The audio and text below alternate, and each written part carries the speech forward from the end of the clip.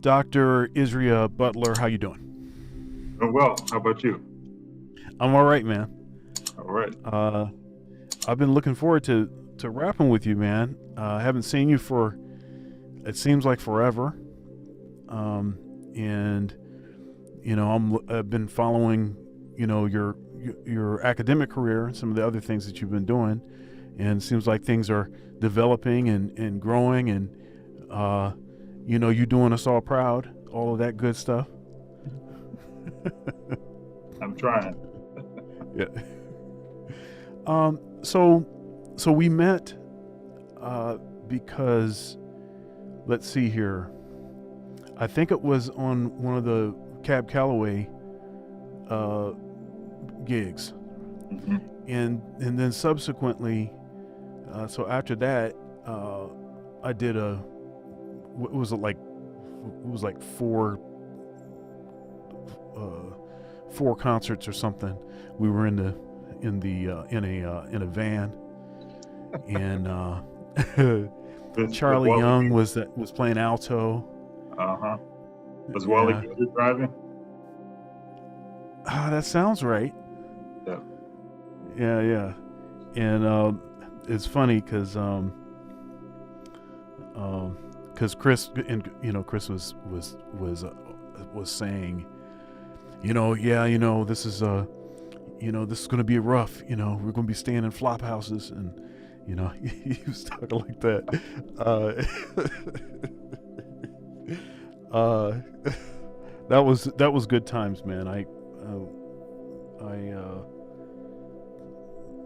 I haven't done a whole lot of touring, but I've toured with the Basie band and with the Cab Calloway band, and just some of those memories from that trip. What they really kind of stuck with me. Conversations in the van. Yeah. Yeah, That could be yeah. a We had some interesting conversations. So how long ago was that? like uh, 11 or 12 years ago. Oh I my think that goodness, man. more than 10 probably. Yeah. Oh my goodness. It's just amazing how fast it Mhm. goes. Um, Sure does. you know. So, so talk to us about some current events. What has changed recently for you? You mentioned that you just moved, and your lamps are missing now. Right. I moved from North Carolina to take a position as the department head at Valdosta State University in Valdosta, Georgia, which is very, very south Georgia. It's about 20 minutes from Florida. Mm. So the closest big cities would be Tallahassee and Jacksonville, Mm. Gainesville, about an hour and 15 minutes from Tallahassee. And what were you doing in your job prior to this job? I was the department chair at North Carolina Central in Durham. Right. And how long were you the department chair? 4 years. Mm. Yeah. Okay. So that's a lot of responsibility. How many faculty members you overseeing? About 32. So I'm sure you've uh, had to have some uh, lots of conversations that maybe you didn't want to have. I've had some uncomfortable conversations. Yeah. Put it It that way. seems like that. Yeah, it seems like that's where what happens with that. I've been the director of jazz studies since at Ohio State since what is it, 15, 16, I think, um, or is it 16, 17? It's one of those, and uh, yeah, it's not all sort of positive, lighthearted conversation. Sometimes it's like serious. I don't really want to be talking to you like this. Right. But that's kind of comes with the territory. And of course, for you, so much the more, because I'm not overseeing nearly as many faculty members. So God bless you. Thank you. Yeah, that's not the norm to be having those types of conversations, but once every couple of weeks or so, maybe. Right. So talk to us about young Isrea getting introduced to music, and maybe some early teachers, mentors, maybe when you knew, okay, so music is going to be the thing. Okay. I guess, I don't know, you probably don't know this story, but when I was 9, my mother signed me up for piano lessons. She bought a brand new piano. And it's because she wanted to play piano, but when she was a kid and she didn't get that opportunity. So I begrudgingly, did piano, and mostly playing by ear. So I started playing in church by ear mostly. And so in middle school, I was in choir in 6th grade. And it was fine.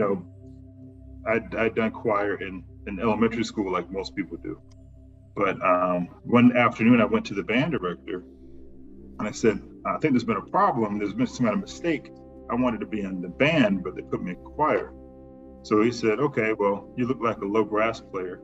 So he handed me this big case with a bell front baritone horn in it. He's like, take that home and, figure it out, basically. So after a while of playing that, a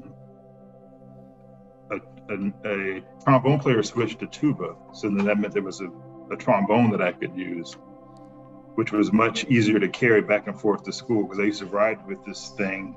I tried to ride with it on my bike. It didn't work out well.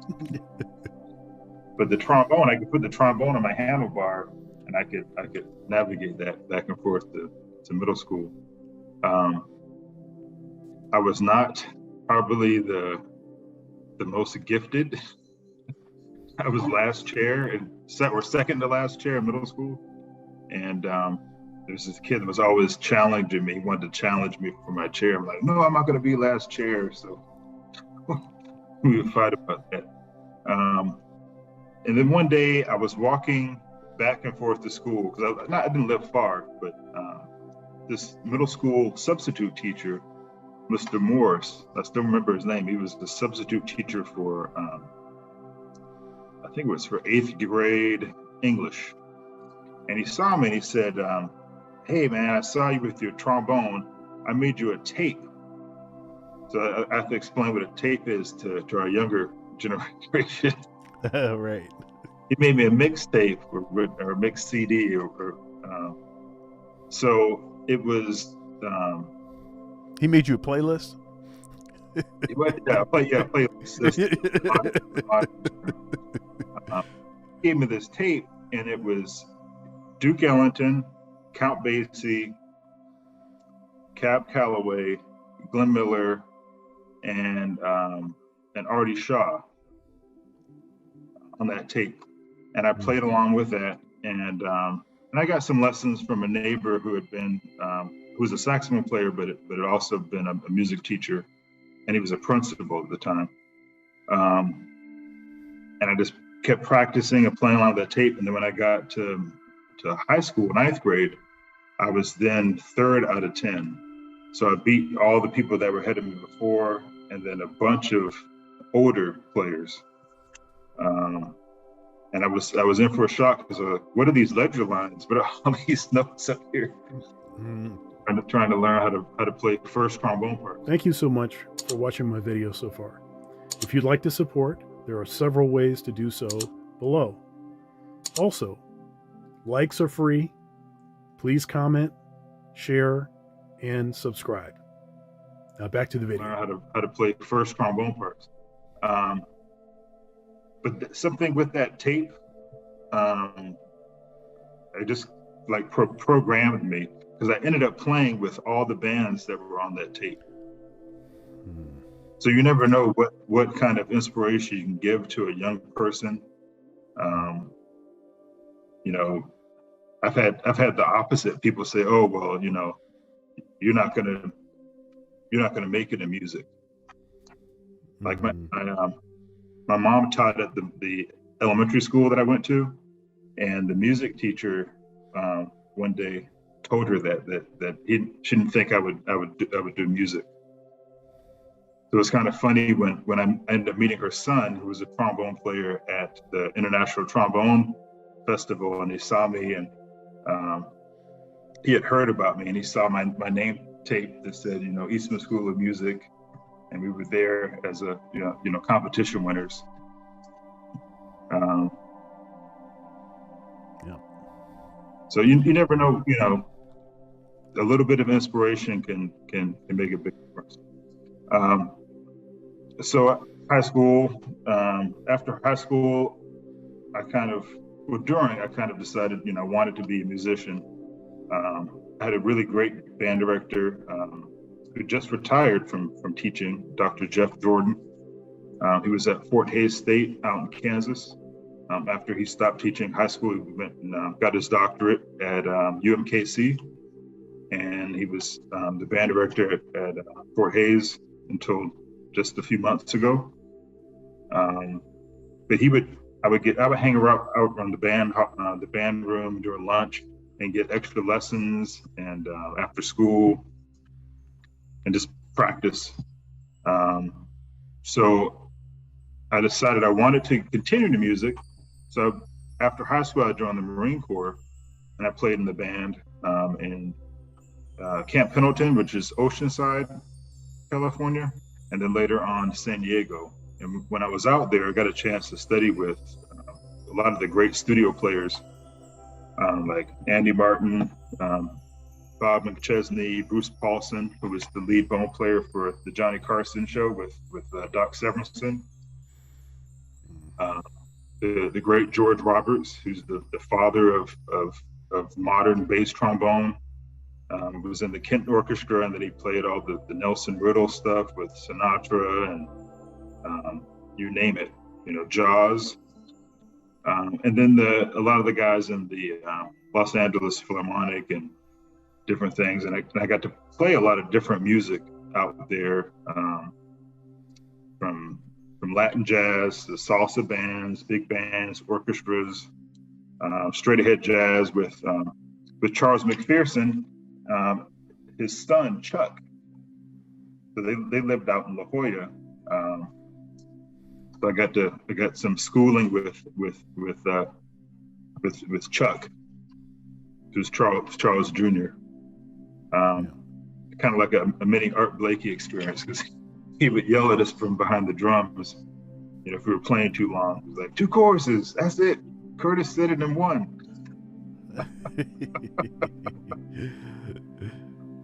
So that was you know, really great experience, you know, doing the military music during the day and then playing gigs at night. And then I went to the University of Arizona for a year, which was also a good experience. And then I transferred to Eastman.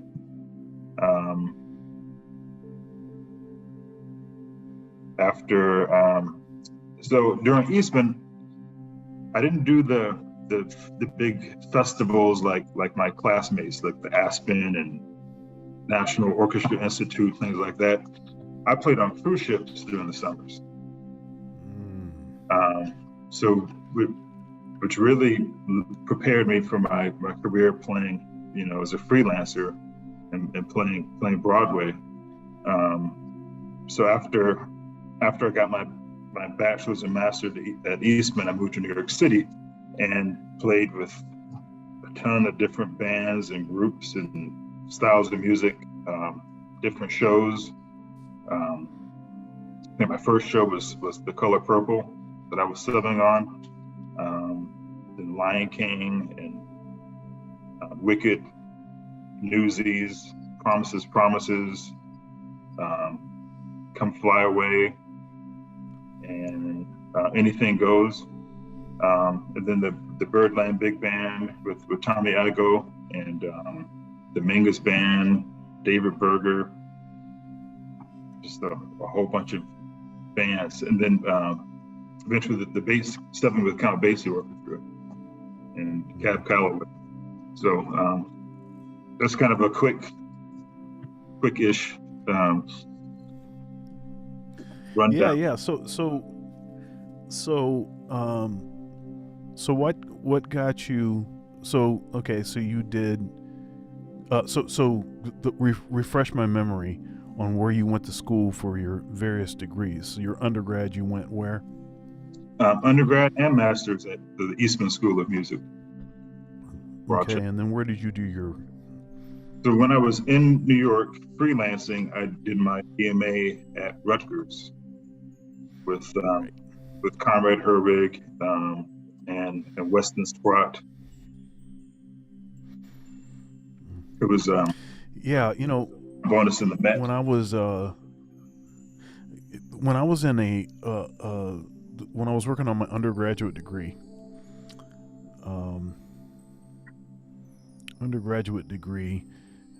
so this would have been, well, I graduated from high school in '93, but then I didn't want to go to college. I was convinced I was not going to college, but the way my parents are, especially my father, I wasn't going to just be a deadbeat.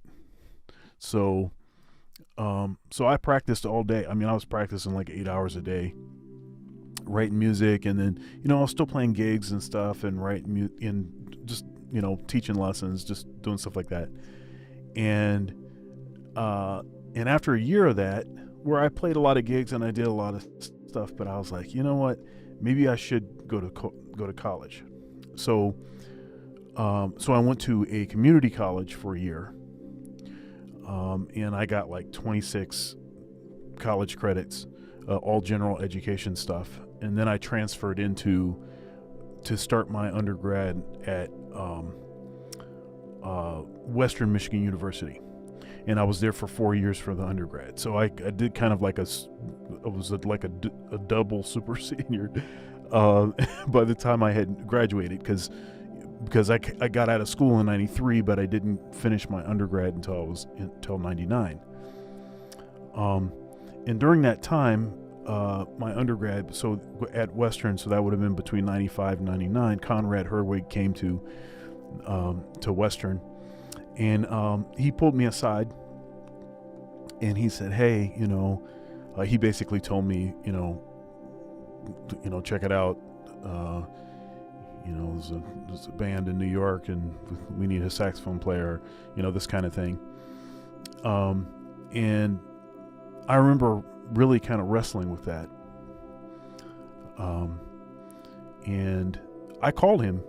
He gave me his number, and I called him, and I talked to him about some of the issues and things that were going on, and just kind of struggling to figure out like what do I want to move to New York, do I want to do X, Y, and Z, and it's just all of this stuff that was in my circulating. And he listened to what I was he listened to everything I was saying, and he was really encouraging. And it was an important phone call, because I was a split second away from dropping out of school. I tell people this frequently, and I don't know what happened to me that I actually went through to finish a doctorate, because I didn't really like school. Now you're I really did like school. It's like, yeah, right. It's like, so right now I'm directing a program. It's like, okay, this is it's strange how that happens. And I was totally convinced that teaching was not something I wanted to do also, because I had some bad experiences with kids.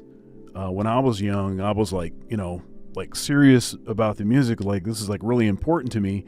And then like you have like some, 10 or 11-year-old, and they're like, they don't practice, they don't do any of the stuff they're supposed to do. And I was like, man, I hate teaching. This Now you sucks. got 20 So it year-olds. took a long time for me to get over that. Say it Now you again. got 8-year-olds that are doing that. Right, exactly. Well, one thing I learned, or I figured out in that whole process is, if it's irritating that people don't, do what it is that you're asking them to do, and take the music seriously, it's not an indication of disinterest in teaching, or that teaching wouldn't be a good thing for you to do. It's like nobody likes that. Nobody likes it when people waste their time. So if your reason for deciding you don't want to teach is because you don't want people wasting your time, that's not, that doesn't really give you any information. It doesn't tell you anything.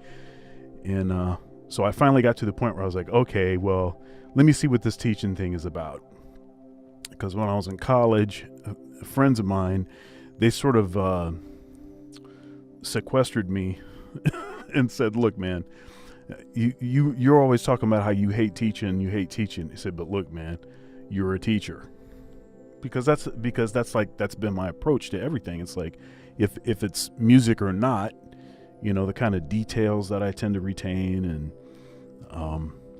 my whole motivation in sharing information. It's all that's where it comes from, is because I am motivated to teach.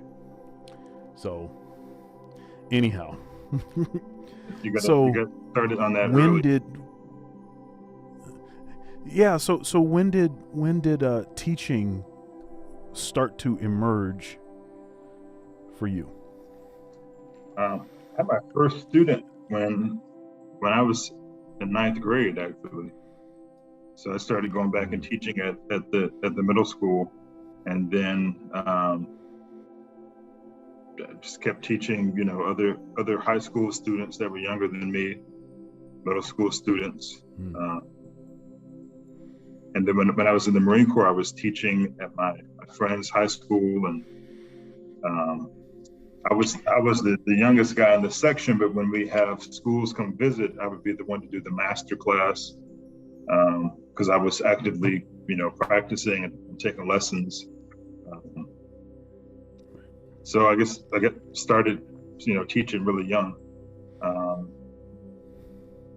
and then I really enjoyed teaching, as part of my teaching assistantship, during my master's degree. So I didn't really plan to go into it, but just following my teacher's footsteps and seeing how he worked, and dealt with things, just kind of made a logical thing to do eventually.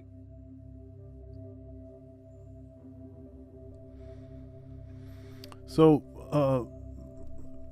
so you started teaching young, and you had a mentor, and you basically followed the footsteps of the mentor. And so when did you get your first college teaching job?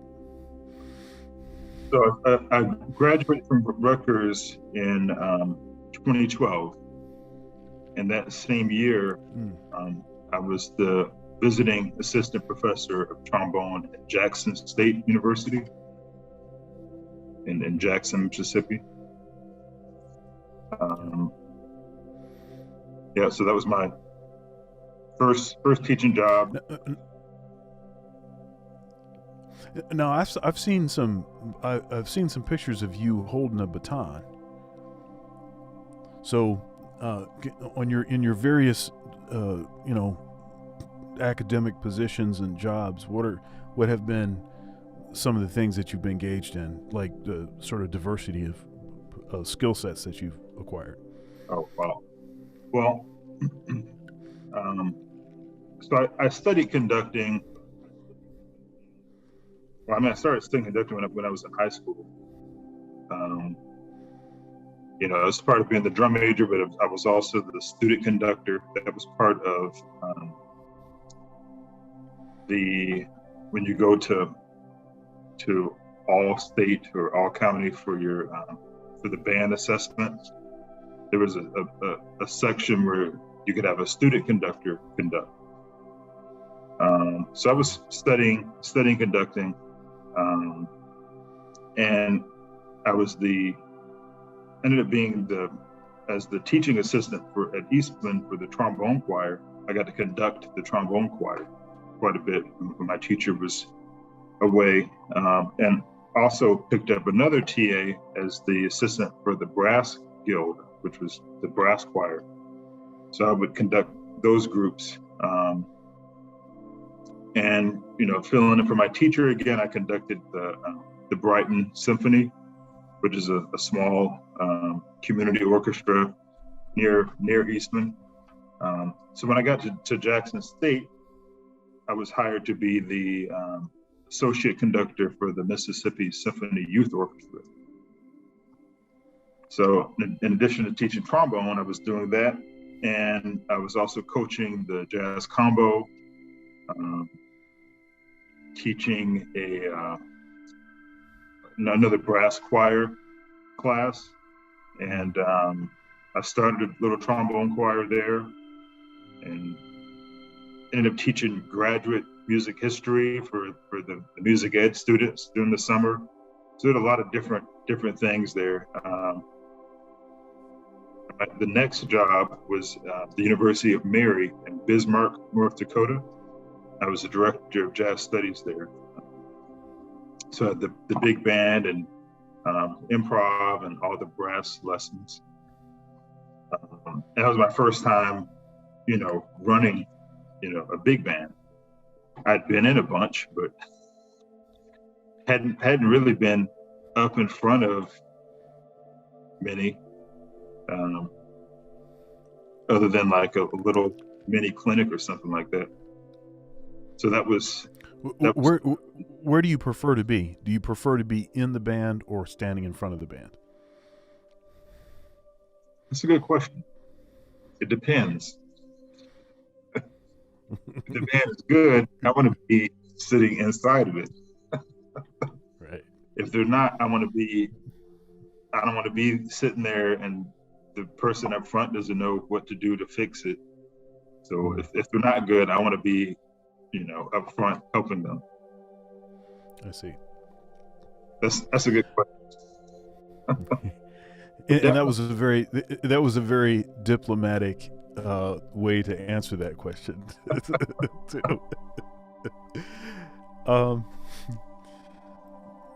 Yeah. So you play, you know, obviously, I mean, all of these skills that you have and all these different opportunities to learn, you know, a different thing. So you play both sides of the horn, as it were. And how important has that been in your career to be able to play both sides of the horn? I think that's why I had a career. Mm-hmm. There you go. there's a lot of carryover to those things, but it's just the number of jobs is going to be limited, you know, if you only do one thing.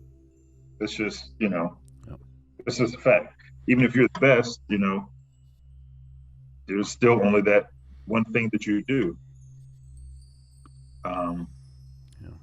And there's no one person that's really the best. So, you know, any given day, you know, if your job is won by audition, it's all comes down to, is this your best day? Is it better than everybody else's best day? Um, I think being a good classical player makes me a better jazz player, and vice versa. And I also double, um, play bass trombone and tuba, um, and euphonium, and trumpet if I have to. So all those things, I think, combine to help me be. Yeah, so I saw it sitting over there. You saw, I knew you saw it. I'm looking at it. You know, this is this is a French bassin, and this was Dwight Adams' horn. Ooh. Yeah, yeah. I traded him even up for a saxophone. Now this was years ago, and this is when this might have been. Okay, so I think this was. It was either right before I started my doctorate, which was like in 14, 15, I think. It was either right before or like right at the beginning. And so we just said, because, he's, at the time he had young children, and my son was about to be born or had been born. He was 1 or 2 or something. And we were both like, okay, so I'm going to learn trumpet in case my son wants to play trumpet. And then he wanted to learn how to play saxophone in case, one of his kids wants to play saxophone. And then we were going to do like Skype lessons. And of course we never ended up doing that because we both got so busy with everything. But I still have the trumpet sitting here, reminding me to pick it up. I can do some basic things, and when I was really young, I learned, I learned how to play a couple tunes. But I don't really play. It's more of a prop than anything. But it's a very nice prop. I was gonna say it's pretty good. Yeah. Well, so anyhow, what were we saying? Oh, okay. So one thing. We're in America, and academia is, the conservatory model is not really designed for jazz.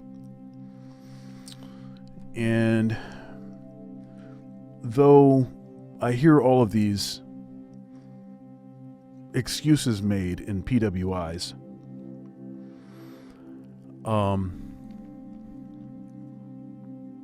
public white institutions, that, locating black folks, in particular black men, hiring them for some of these positions is hard to find. Ones that are qualified, have the experience, the requisite degrees. And what's always it's puzzling to me is that I know a lot of brothers with master's degrees and doctorates that can play their butt off and that are good teachers. But they don't seem to be getting the positions that it seems to me, if these institutions truly, diversity and inclusion, Black Lives Matters now, if all of that stuff is actually the case, it seems like we'd see more evidence. By now, it seems like we'd see some more evidence. And it's frustrating. I sit on these hiring committees, and they check their boxes. We make sure we check our boxes, But then the finalists end up still be the same, the usual suspects. And then from that list of usual suspects, of course, you end up with a usual suspect, which ain't one of us. um, that's been a source of a lot of frustration. And in my career, part of the reason why I do all of the stuff that I do is because I want to work. And you intimated something. You said, playing both sides of the horn. That's why you have a career, right? And same thing, here with the playing different instruments and wearing different hats, and there's this, having a lot of conversation with, with other black men.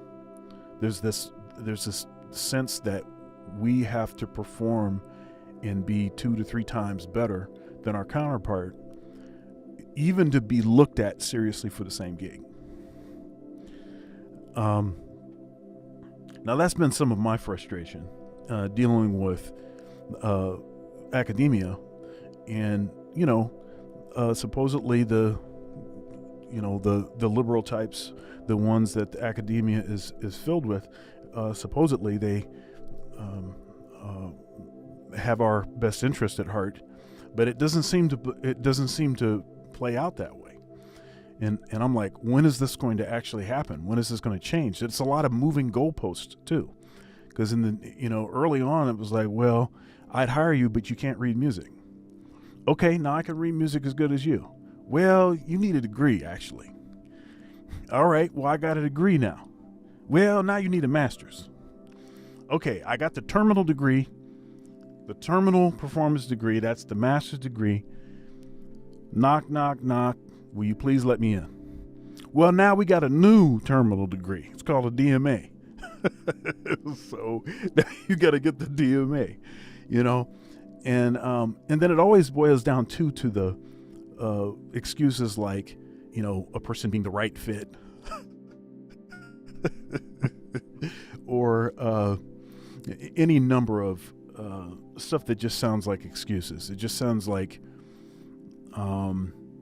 you're not willing to do the necessary work to bring the right kinds of candidates to campus, because they exist, and they're not in short supply.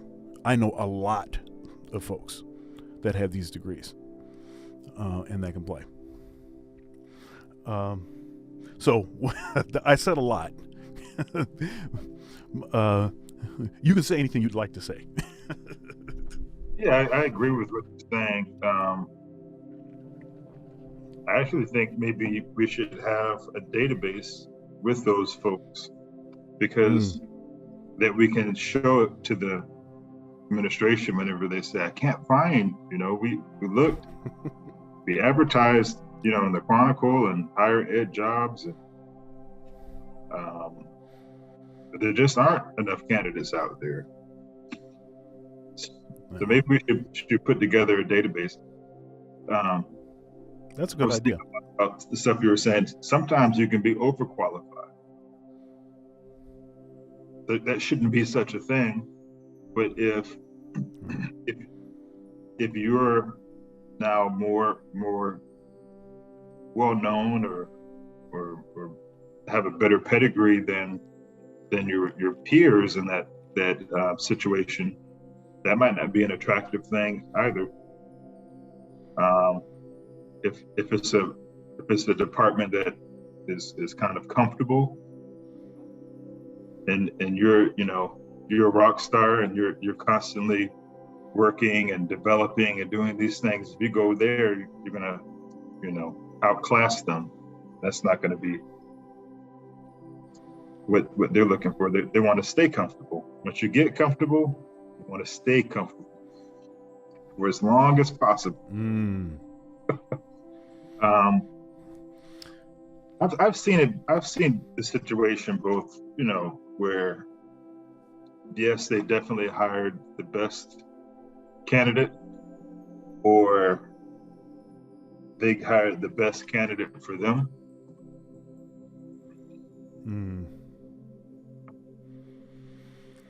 And somehow, disproportionately, that best candidate for them wasn't one of us.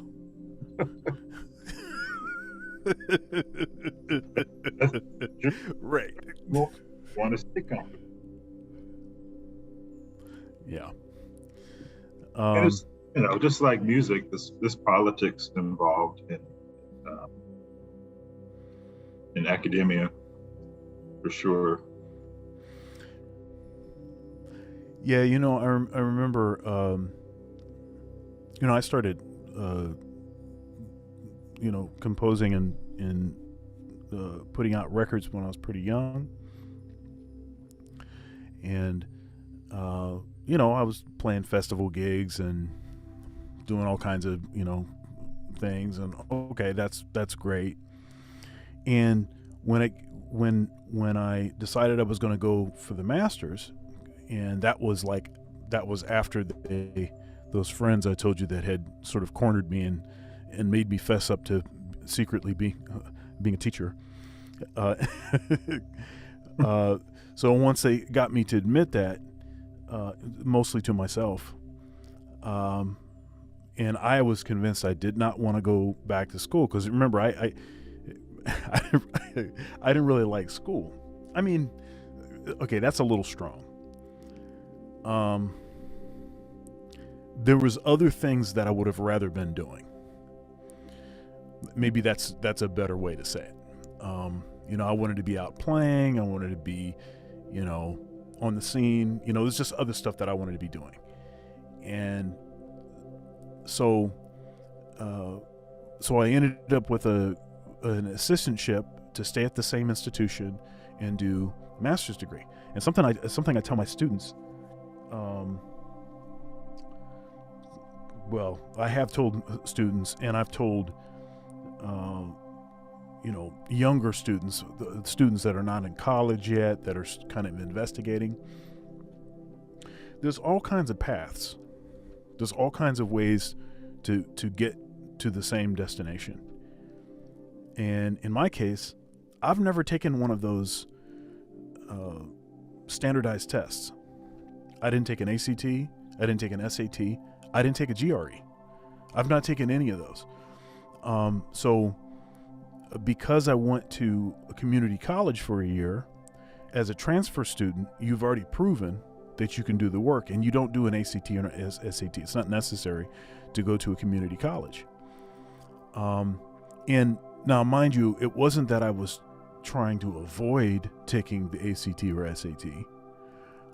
It's just that, that's just how it worked out. And then because I was staying at the same institution to do my master's degree, they didn't require me to take a GRE. And then by the time I did my doctorate, which is like 13, 14 years after I had finished my master's, by the time I started that, they had changed at University of Cincinnati. They had recently changed their policy. And so if you were pursuing a DMA in performance, it was not required. Taking a GRE was not required. So, and I think that one I sort of, if I would have gone a couple years earlier, I would have had to take the GRE. But it just worked out that way. And I think a lot of folks have kind of some fear of those tests. But, and it's not that I would be, it's not that I'm in love with the idea of, hey, you know what? I never took an ACT. Let me go and see how I would do. It's not something that I want to do or would ever want to do. But there's all kinds of ways to sort of get to the same destination. Yeah, I took the ACT, but I think I'd already been accepted to University of Arizona, but they needed to have the score. So I think I had already moved there that summer, and I went and took it. I don't remember what I got. They said it was good enough, I guess. They didn't kick me out of school. Right. Well, you was already down there, so they was like, well, I guess I already I moved. guess we go ahead and take him. No, I already moved no. from San Diego. I took the Well, GRE for Miami, but I didn't end up going to Miami, and Rutgers didn't need it. So you didn't need it. Well, I mean, I think some of these schools are starting to figure this out, especially when you're talking about graduate study. And if you've been involved in academia at all, and then you're like, okay, I want to do another degree. It seems a little silly to have that person do a GRE. But I understand what the reasoning was initially. But if your degree is in music, the GRE does not test. It doesn't test your anything music. So I'm not sure what how that's going to be I don't know how that's going to be beneficial, how that information is going to help anything. Now in your degree program, did you have to do a dissertation, or did they have the option of doing like a quote unquote dissertation project? at Rutgers, we did a document that went with the lecture recital. So Okay. that was the writing component. It could vary in length. I think it had to be more than 40 pages or something like that. But you have four Oh, recitals. okay, yeah. You have four recitals, and the document you had to have a mentor, a faculty mentor, guide you through that process. So it was like a formally submitted thing that was part of your lecture recital. I see. Yeah, I had to do. Let's see, it was two recitals, and then a lecture recital. Is that right? Yeah. So two recitals and then a lecture recital. And the lecture recital, that presentation was the paper had to be like 15 pages or something. But then there was a separate. Either you could do a dissertation, you could take 3 musicology courses that would sort of roughly be equivalent to the writing output of a dissertation, or you could do a project. And so I did the project, which made the most sense for me because at this point in my career, my research is I've been engaging in my research. Usually the dissertation is a way to sort of codify at least an aspect of what you think your research is going to be. And so what I did for the project was I did my first classical CD, which was all Marcel Mule commissioned works. And my degree was a saxophone performance. It was all classical degree. Actually, I think my master's was kind of a hybrid degree, but none of my degrees were jazz degrees. Same here.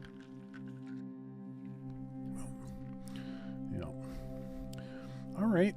Yeah, we did 2 So solo recitals, a chamber recital, and a lecture recital. Oh, I see. Yeah, I didn't have to do a chamber recital, and the way that the degree program was, I didn't have to play in any ensembles. Wow.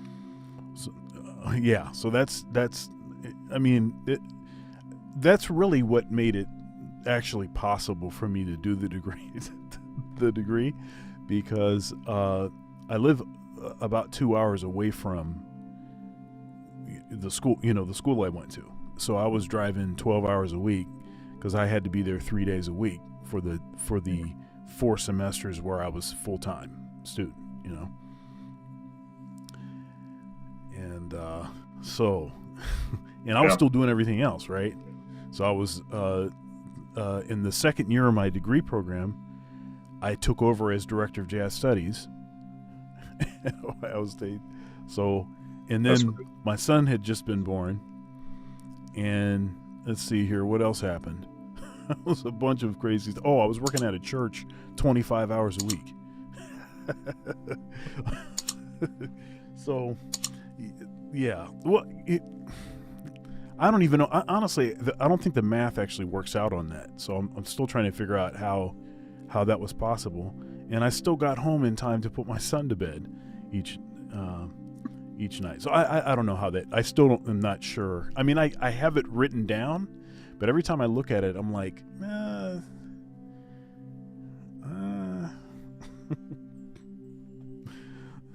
Yeah, I had to. So you were Yeah. you were doing the same thing when you were working on your doctorate then. Yeah, I was. I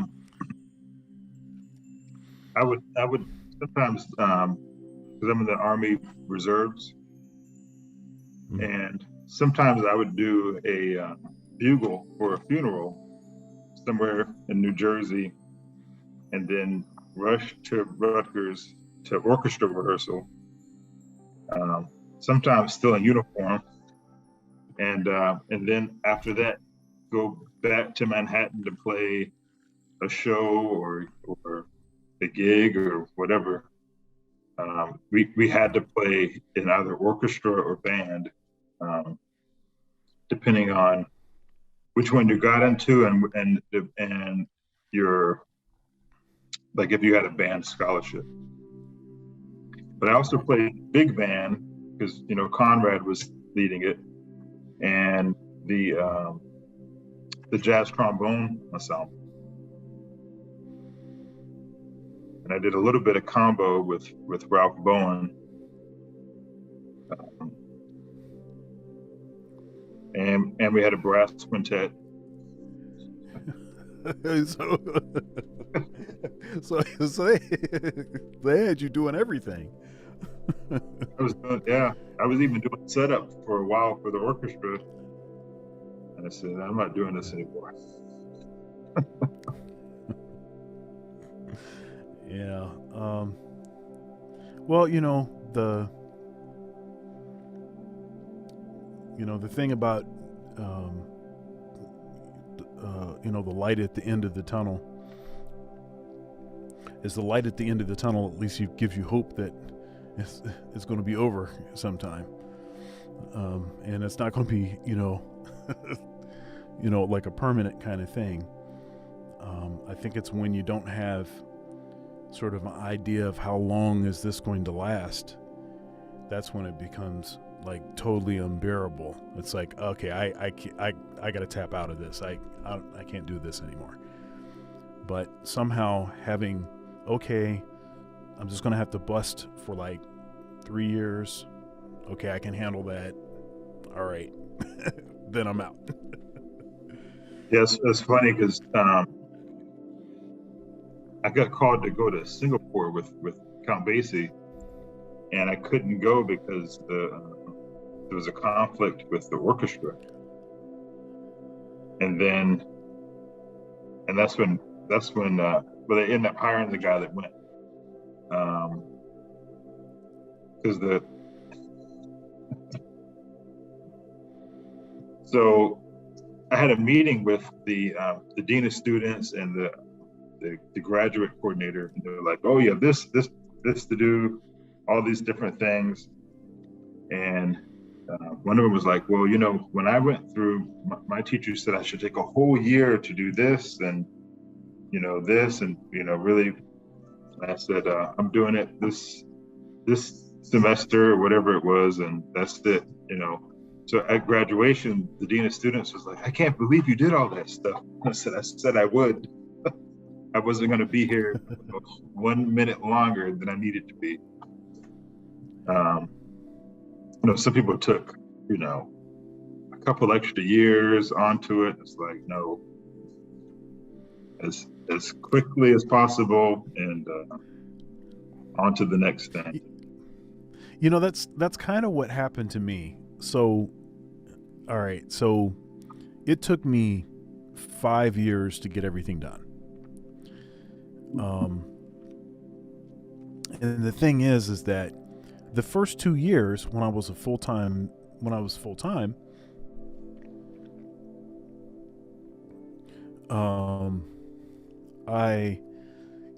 I mean there was no problem.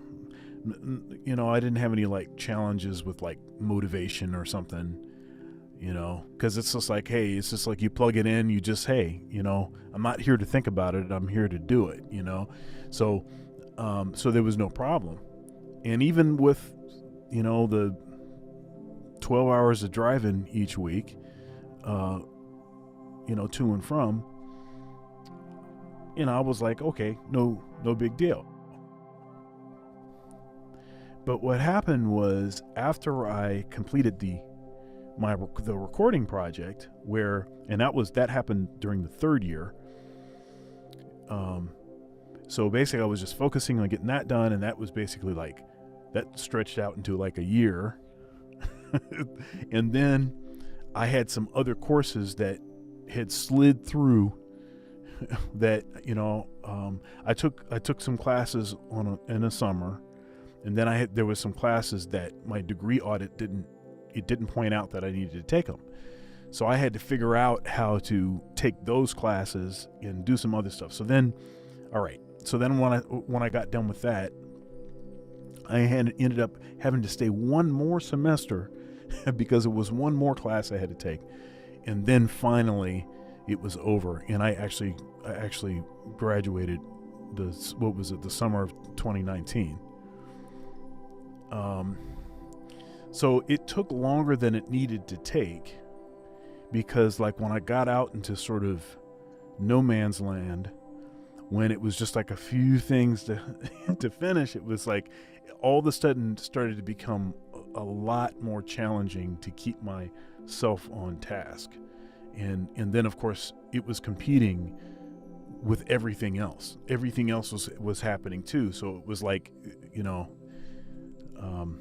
almost needed that, like being away from, you know, Columbus. Actually being in Cincinnati made me sort of, you know, focus on, okay, I'm here to go to school, you know. So then when I came back to Columbus, I could sort of change my mode or something. I don't know. But yeah, that was it was challenging, but it definitely was worth it. You know, and for me too, it was like part of the reason I wanted to do it is because I wanted to establish a certain sort of legacy and expectation for my son. You know, I want him to see, okay, oh, dad has a doctorate. Well, I guess I know what I need to be, you know, aiming for, that kind of thing. That's great. Yeah. So, so how about family, man? I mean, you said you guys just moved. Mm-hmm. Why don't you talk to us about your family? So I have a 11-year-old who is playing trombone in middle school. She picked the right instrument. Oh, that's right. Okay. And a 4-year-old who's in preschool. He's got, I don't know, he had a little P bone, like the alto P bone, and that got lost in the move somehow. I don't know what happened to it. So I don't know how serious he's going to be about it, but he definitely likes singing. Runs around singing at the top of his lungs.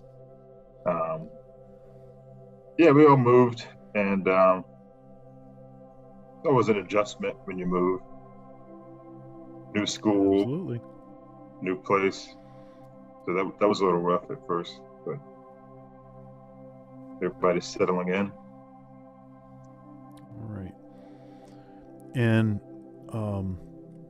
now, what did you do? What did you do with your kids? Now, I have. So my son is 8, and my son is not weird like I was when I was 8. Okay, and what I mean by weird is, so I started playing saxophone when I was 6. and I actually wanted to play. And I still don't know why I wanted to play.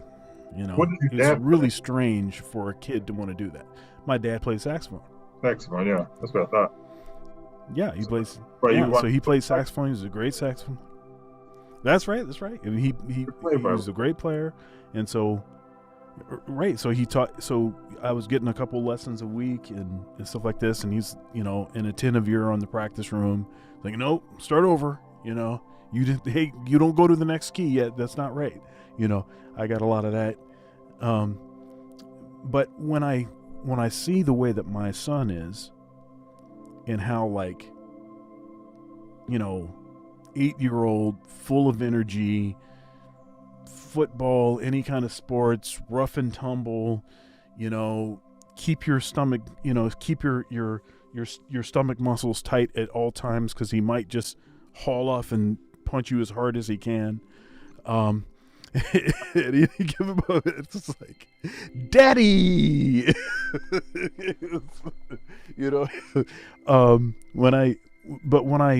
When I see how he is, it makes me realize how strange I was. It makes me concerned that I don't want to sort of introduce something too early, or I don't want to make him do something he doesn't want to do. But then I also want to instill certain discipline and following through and doing stuff that, even if you don't like to do it, just to develop character and all that kind of stuff. I'm sure that's stuff that you think about. How have you sort of navigated that whole problem?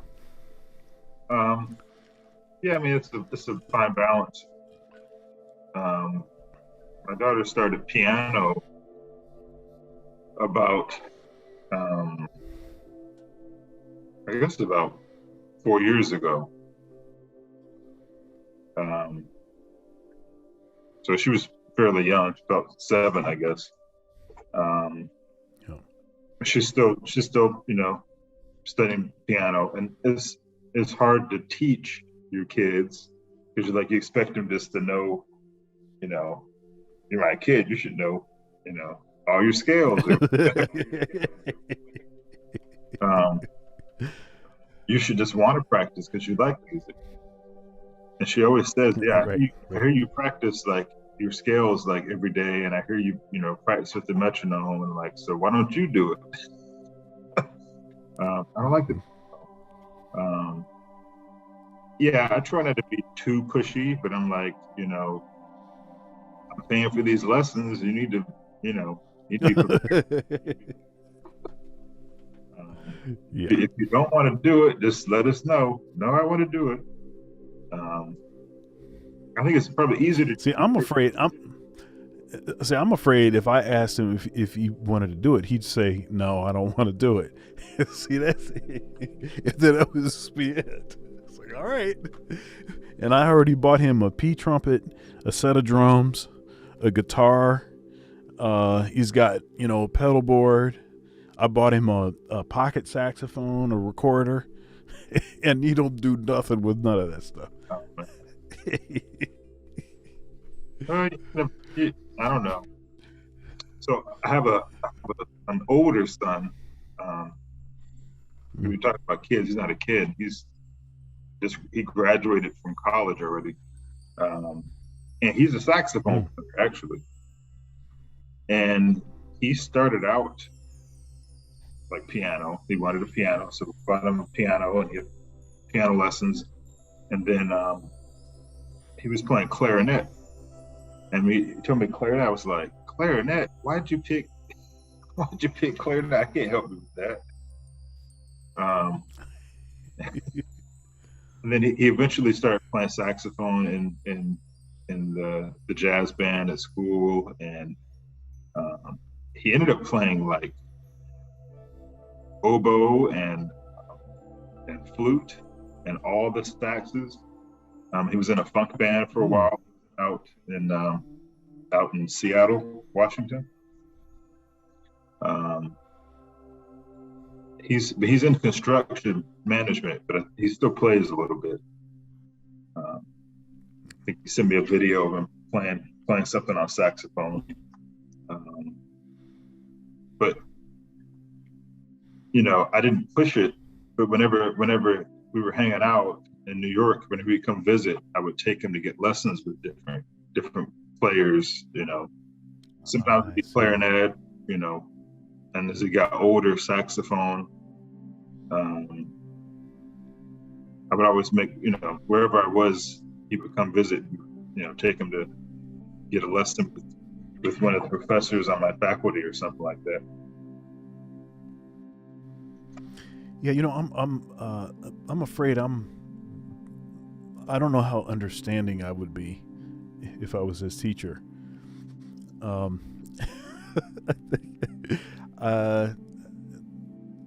I don't want to be the kind of, I don't want to be like, I don't want to be the whiplash guy. Throwing chairs and right. Dragging Get over here, boy. Right. It's easier to teach them an instrument that isn't yours. So it's easier for me to teach her piano than it is trombone. I do it. I have to put the teacher hat on, not the dad hat. That's interesting. That's interesting. So, I started at an age young enough to where I don't really remember.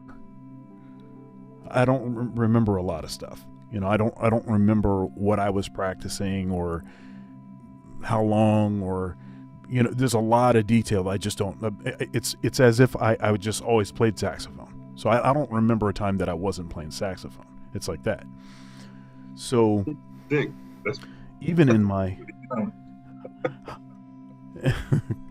so even when I'm in in my college teaching, I had to sort of recalibrate some things. And as I have learned other instruments, that's actually helped me to get more in touch with folks that haven't been playing that long, or and it helps me to like remember what the process of you can't play anything, and then going from there to being able to actually be pretty good at something. And so I understand what you're saying, like teaching on an instrument that's not your instrument, how that can sort of, it kind of forces you to do that. Yeah, playing an instrument that is humbling, every day, the trombone helps you become humble. But I had to practice trumpet to play for commencement. We were doing the Hallelujah chorus, and I couldn't get any trumpet players to play. So I got one student that was graduating, so I knew they were going to be there. I said, "You're playing first. I'll play second." And I was like, and I think I let my friend my nice trumpet. So I was playing on a band, like a real band trumpet, like one of the ones they use for marching band. I was like, man, this is hard. That was very humbling, just trying to, because I hadn't been practicing trumpet a lot, having to pick it up real quick and, go up in front of everybody and play something that everybody knows. Right. That point you just made, that's one of the it's one of the reasons why studio class is so valuable. If you're performing for a classroom full of folks that are all playing the same stuff, or are familiar with the same stuff and are playing the same instrument, and now it's your turn to get in front of them and play, and everybody knows the music that you're playing. That can be nerve-wracking, but in a good way. What is that? Exposure therapy. When you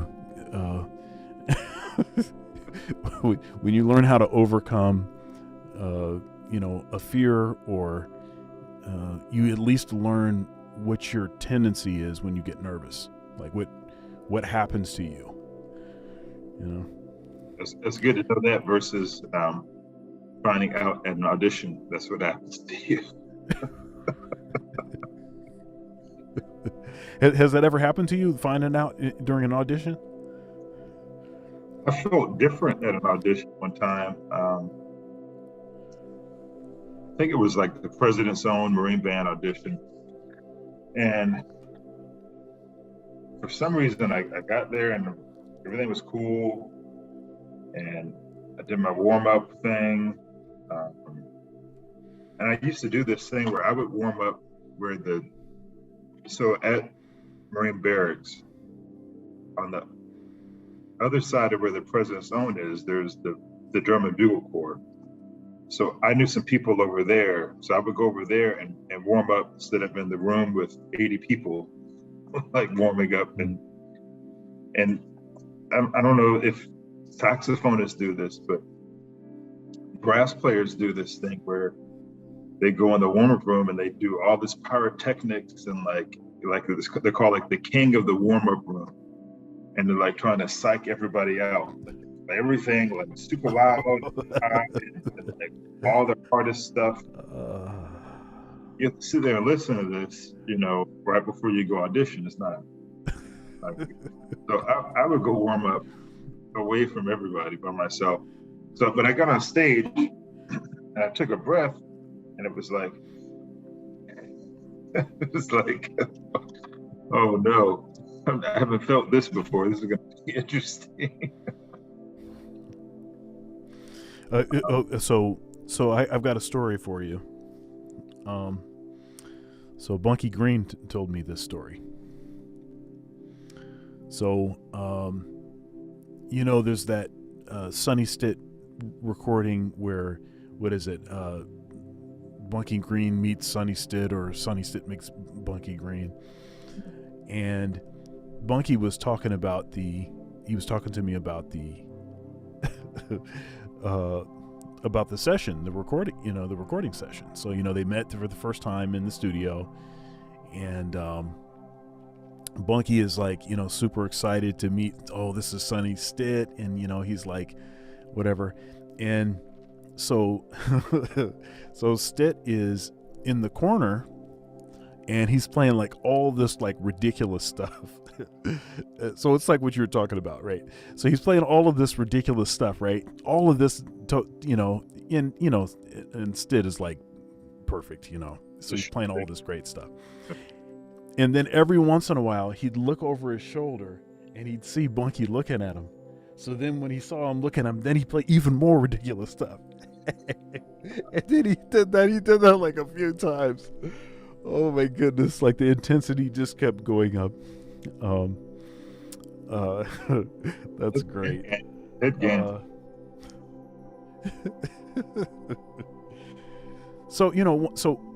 But the anxiety thing is, it's an aspect of what it is that we do that it's just there, and it's going to be there, and unless you're some sort of sociopath, you're probably going to at some point get anxious. We describe it as being nervous, but there's varying degrees of nervous. Some people actually need medication because they actually have such, powerful physical manifestations that they cannot overcome.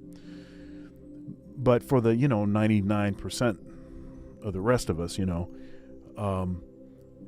it's just about figuring out what happens and then strategizing approaches to sort of, figure out what do I do when I start feeling this way?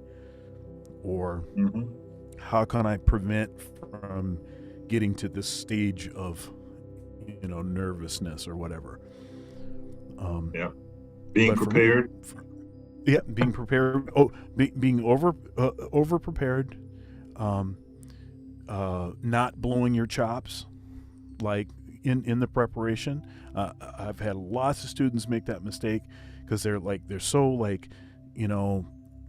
concerned about playing well on their jury that they fry their chops because they're playing for like 2 hours straight all the way up to the jury. And it's like, and it's not just about the physical. You might be able to handle physically playing for 2 hours and then be really good and warm and be able to play, but it's not just the physical, it's what's happening to your brain, right? And often that is the because if you're playing your instrument all the time, I don't get tired, playing saxophone, for instance. I don't really get tired, so I could play for several hours and not get tired, but I do get mentally fatigued,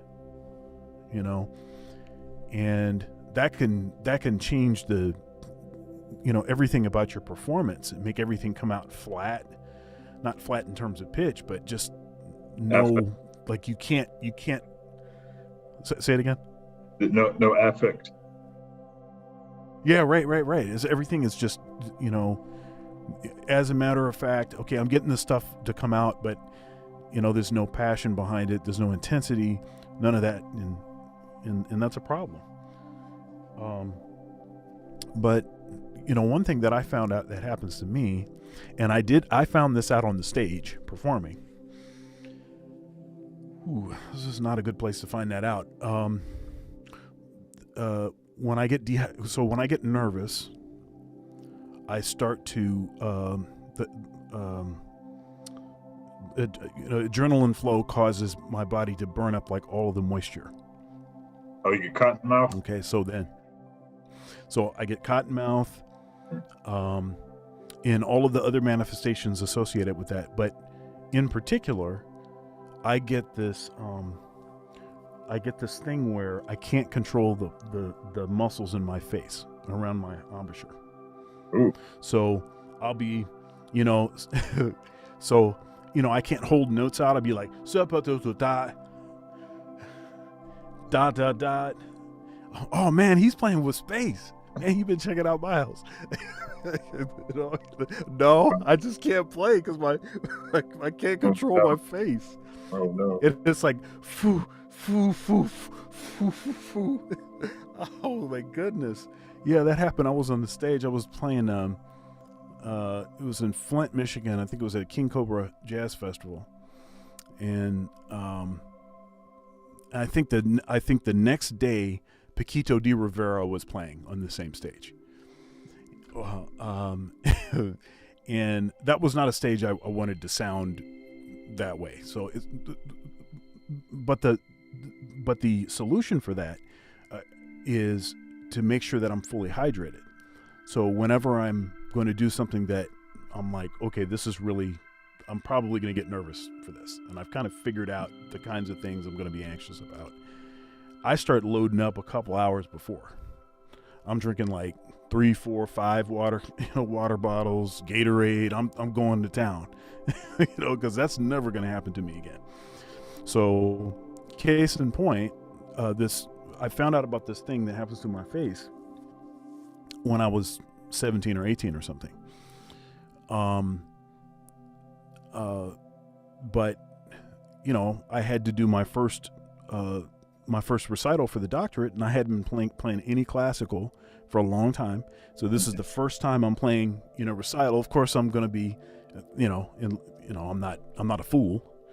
So, so I'm probably going to be nervous. So I'm super nervous. Of course, I knew I was going to be nervous. Man, I'm loading up like crazy. A couple hours before, I'm drinking all kind of stuff. Right after the recital, I had to run to the bathroom. But it was all right because I could control my chops for the whole thing. And a lot of people have the tendency of rushing to play or calling tempos that are way faster than intended. And something that I do to counteract that is I always have like a metronome that has a flashing function. So then I can just preset whatever the tempos are going to be for everything, and I can just look at the flashing light, because I'm not going to trust my tempo, because if I'm nervous, it's going to be way faster. And those pieces where you already barely can play it, at a particular tempo, and then you end up counting it 5 or 10 BPMs faster. That's going to be the difference between you being able to play it well or not play it at all. So what are some tendencies that you have when you get nervous?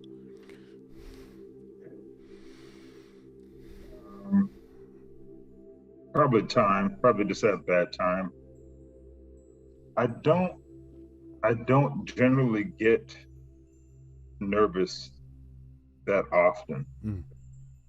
Right. I went through a phase when I tried to take the beta blockers and stuff like that during auditions, and that just kind of dulled me out.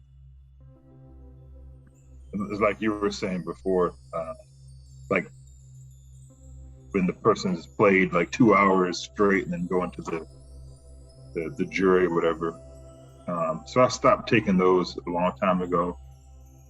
And I heard that was a big thing at Eastman for a while. Not just Eastman. The beta blockers. The whole not just at Eastman. He was taking beta blockers at one time. Somebody told me. Yeah, I mean, it was all the conservatories. That was just a thing. You take it and you're not nervous. You don't get nervous, but you don't. I don't think you play very exciting, because it's like, you don't have enough skin in the game. Skin in the game. Sometimes I think I would get nervous, and I don't. Like, I played for the opening convocation for our music majors and music faculty. I played a Puccini aria with our accompanist, and it was a situation I thought, I might get nervous, but I didn't get nervous. It's like, it's someplace where you should probably get nervous. Like, you're coming to a new job, you're the new department head, and nobody's heard you play before. Because when I did my interview, I didn't have to play a recital or anything like that. I didn't have to submit recordings. It's not like most jobs I would have had to play a recital or something. So nobody's heard me play. So when I walked out and played, I was like, oh, I didn't get nervous. That's interesting. And they were like, wow, you sound great. It's like, yeah. This is what I do. Right. Expecting me to sound. Right. That's interesting. I've discovered that I will be nervous proportionate to the magnitude of what it is that I'm doing. And the magnitude is determined not just based on how many people are watching or stuff like that, because actually that doesn't usually that actually isn't usually a factor. It's usually more like, I've been working on this for 6 months and I got one shot at it. It's usually stuff like that I'll be like, I'll get nervous about. It's internal stuff for you. You've built up anticipation. It's not about that. Right. The outside environment is so you're making yourself nervous by setting these expectations on yourself that you have to reach. Right. Yeah, I just try to enjoy the process, the preparation process, and then when it's time to deliver, I just just to deliver and not worry about what might happen. I might miss a note, or I might forget to do this. Right. I just try to. I'm not saying it works all the time, but I just try to. Right. Just try to play the way I play, and hope people like it. And if they don't, then Right. try it again somewhere else. Yeah,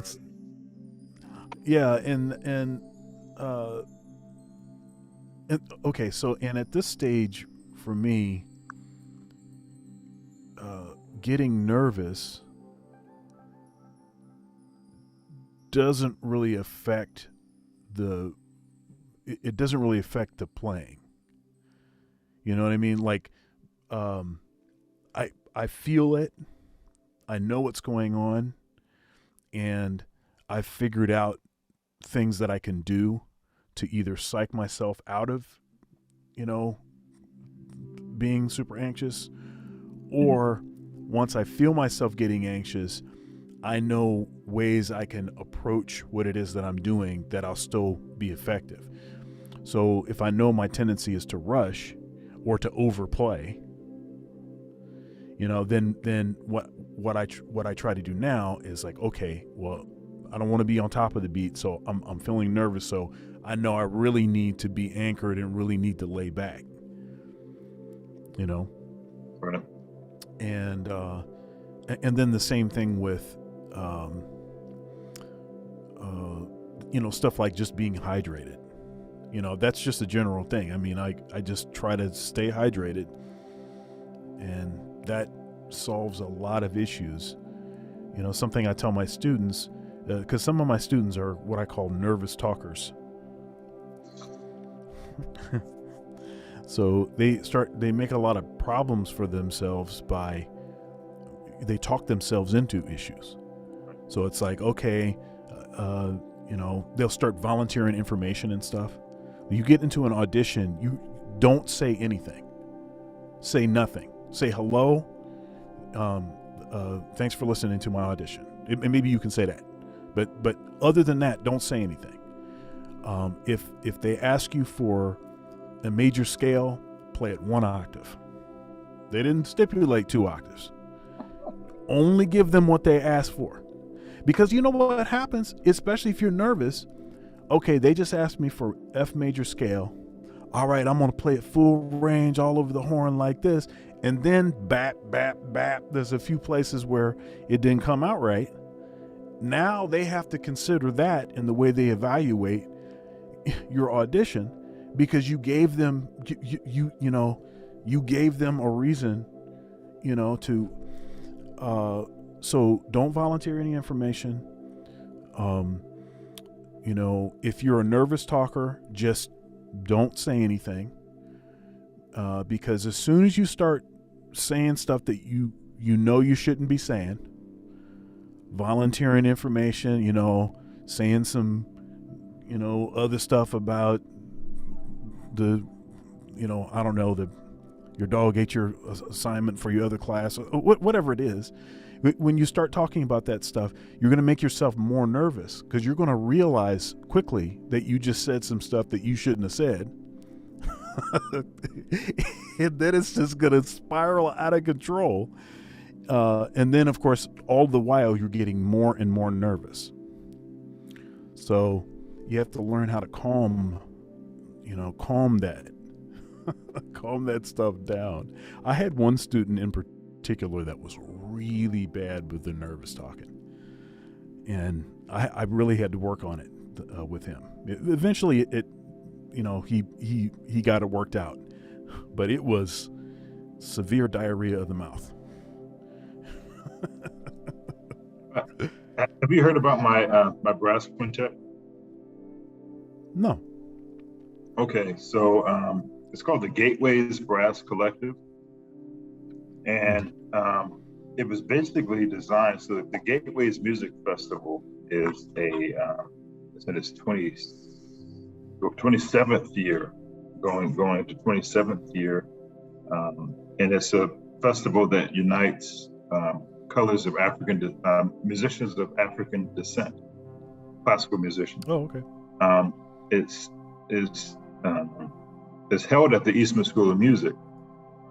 It started in Winston-Salem, and it was started by a Juilliard-trained classical pianist, Arminta Adams Hummings Dumasami. She came from a really, really poor background, but she ended up going to Juilliard, being a concert pianist.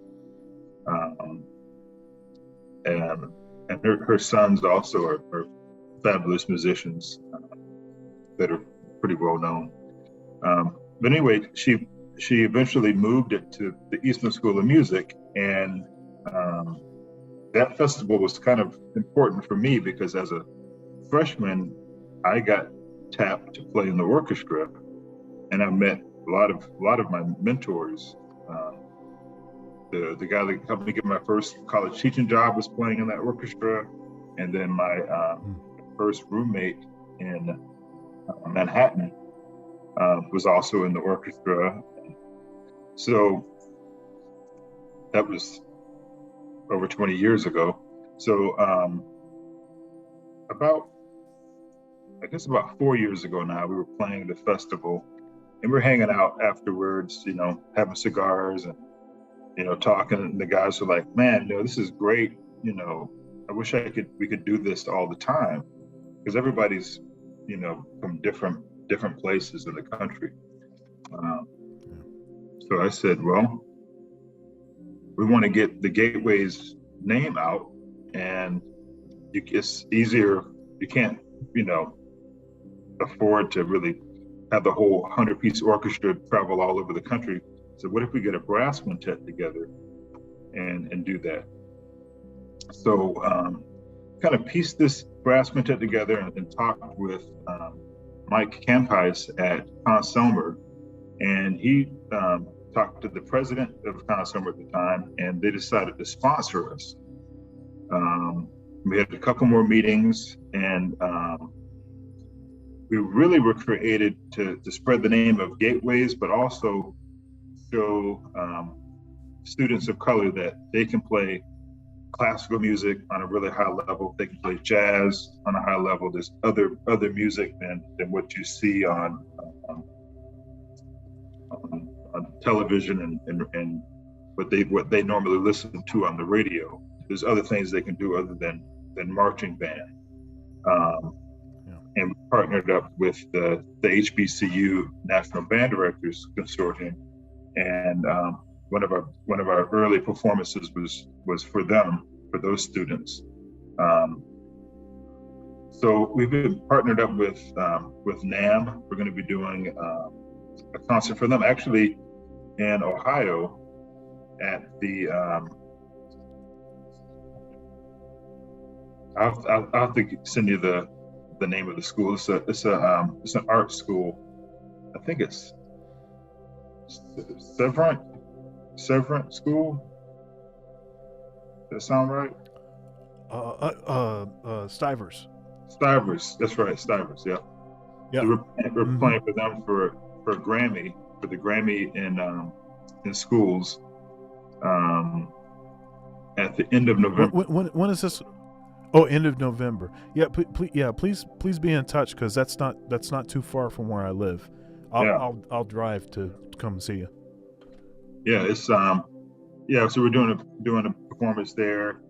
Next week we'll be in Oakland for a sad occasion. We're playing for the memorial of Maestro Michael Morgan, who was the principal conductor of the Oakland Symphony, but he also was the conductor of the Gateways Music Festival Orchestra. We were supposed to play at NAMM, but that's been moved to the summer. I guess we'll be playing for them.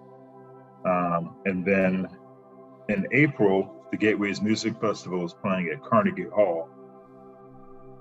We have a commission with Jonathan Batiste is going to be doing, and we're hoping to get President Obama to be the narrator for that. Oh, how about that? Yeah. Very cool, man. So it's an interesting group because the trumpet players, one of them lives in Rochester, Herb Smith. He's one of the assistant conductors with the Rochester Philharmonic. He also plays third trumpet. And Courtney Jones is at Florida Atlantic, so he's in Boca Raton.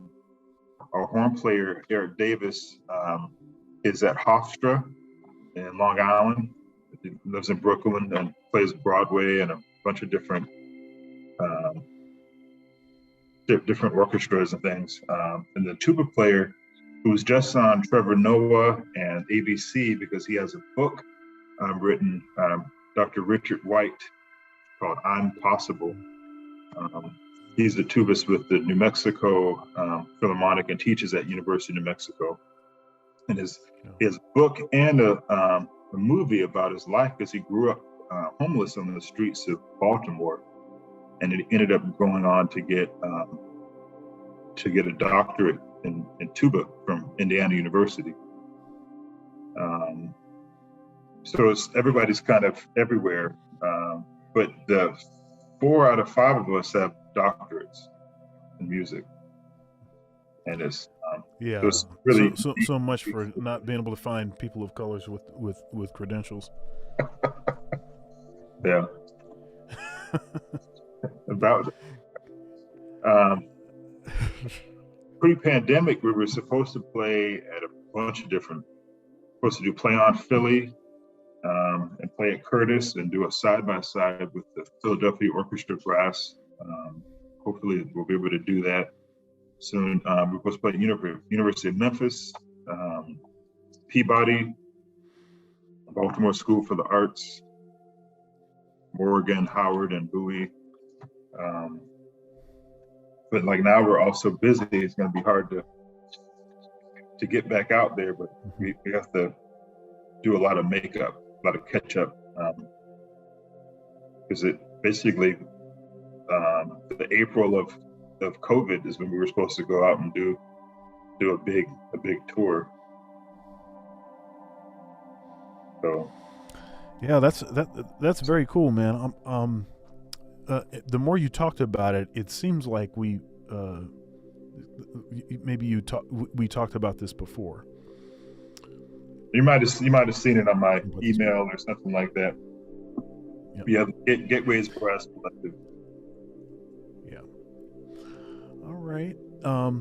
And is there anything else that you'd like to plug, or maybe something you wanted to mention that we didn't talk about? That was the big plug. I want to make sure I didn't not give some love to my peeps.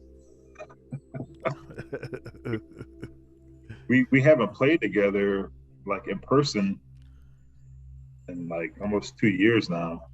So next week's going to be probably pretty emotional on many levels. We've been doing a lot of stuff virtually, actually done virtual concerts and recitals, and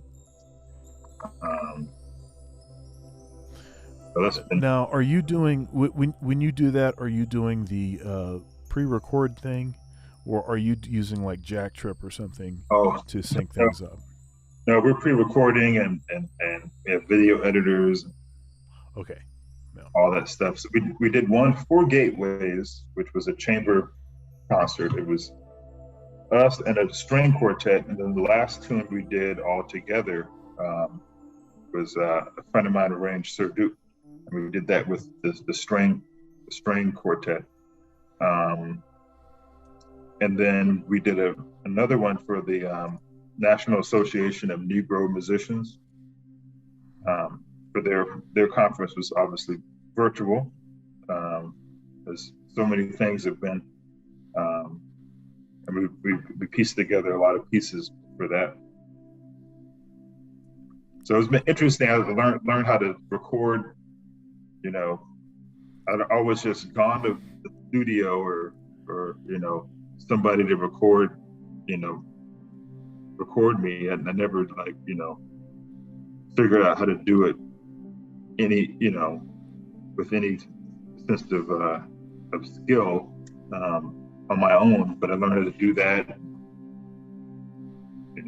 edit my track a little bit and send it off. And doing videos, that's a whole nother thing. We kind of got to that like right away with a lot of different projects. We did one for 100 HBCU voices for HBCU week. We did Lift Every Voice and Sang, and I did a big one for the Trombone Excellence Brass Choir. Not the Trombone Choir, Black Excellence Trombone Choir with Wycliffe and Mike Deese and you name it on trombone. We did a few videos. So it was good to be able to still be part of stuff. It's definitely not the same as playing, person. But looking forward to real audience. All right. Well, yeah, the real audience is definitely better than the computer screen.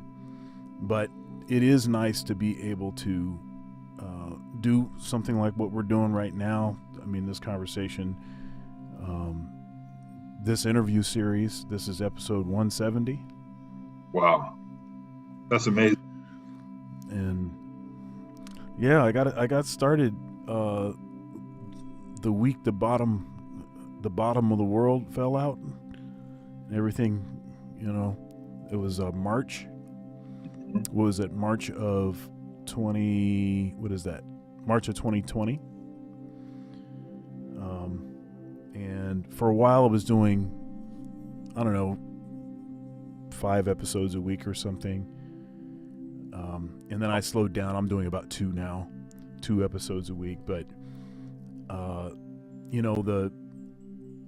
I wanted to do something like this for a long time, but I just didn't have time, And the kinds of folks that I wanted to talk to, they're busy.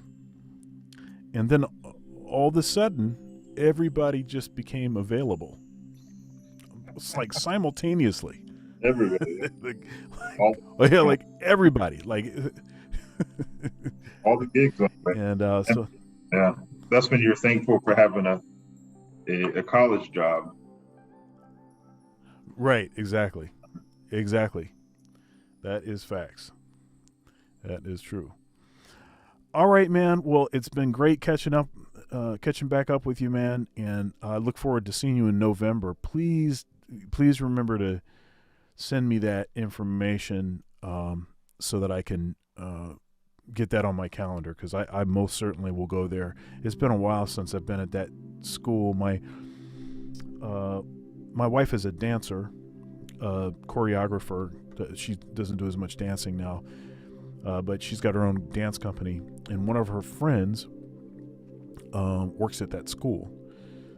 She's over the dance program there, and they do a world-class spring concert every year. That you can't tell that it's that it's kids. I mean, it's quite incredible and quite impressive. A lot of really, really super talented kids go to that school. So awesome. All right, so I look forward to seeing you there, and don't log off yet, but we're gonna say goodbye to everybody else. See y'all later. Thank you.